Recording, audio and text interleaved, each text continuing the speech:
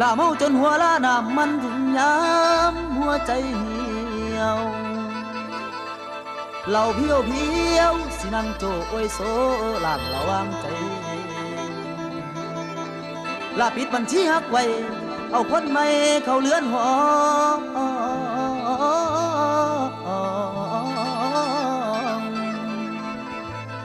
ไอ้คนรอ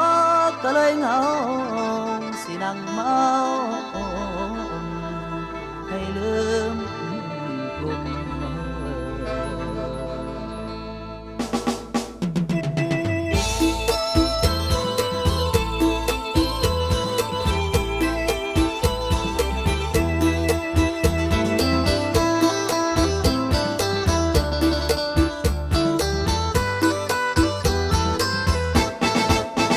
ตกเย็นหลังงานกินดอง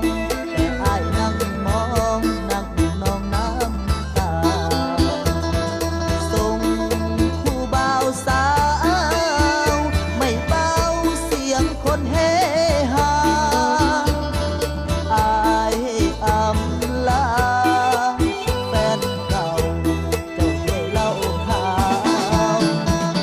คนร้องเพลงเสียงดังไอ้ผู้ผิดหวังฟังเสียงกลองยาดื่มสุขคือเธอ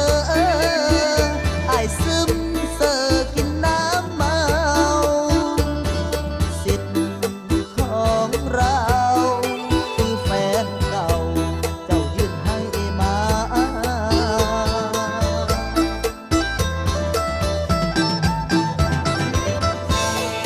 โอ้เวเดนางสุขเดอราอย่ามาหัวซาให้ลืมอายเด้ออุ่นความหลังเขาแต่เข้าก่อนคุณป่วยคุณค่าบ่มีคนจำดีมีแค่ไม้ปองคนที่เอาไปพอกกระแม่นเขาคนนั้นคุณเฮาสั่นบ่ถึงกันคือว่าถึงสิฮักก็ว่าก็ยังเพียงหาย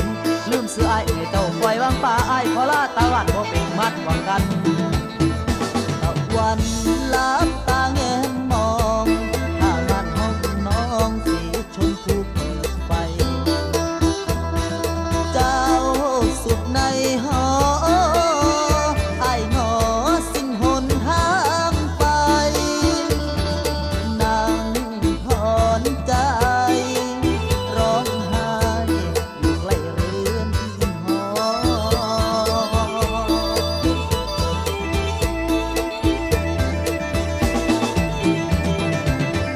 ถึงวันหอความหวังที่รอมันสูญสิ้นทุกอย่างไปคนทางคุณสายภูเขาไปคำบอกแต่เดิมอายให้เพิ่มเติมเติมความเหงาให้เธอเขาสุขีอยู่ดีเด้อน้อง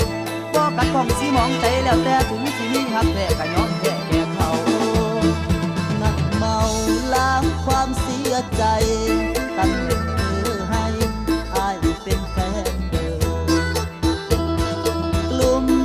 ใจอาวรณ์ภาพหลอนปวดใจเหลือเกินอีกกี่เทอมหัวใจ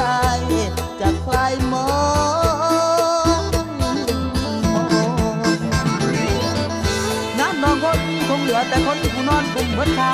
วาสนาสตาจังไอของหวังนั้นบ่มีเจ็บตอนนี้บ่มีผู้มองเดียวเจ็บตอนนี้บ่มีผู้มองเดียวเอาเหล่าขาวเพียวเดียวอย่างเดียวสิ้นอย่าง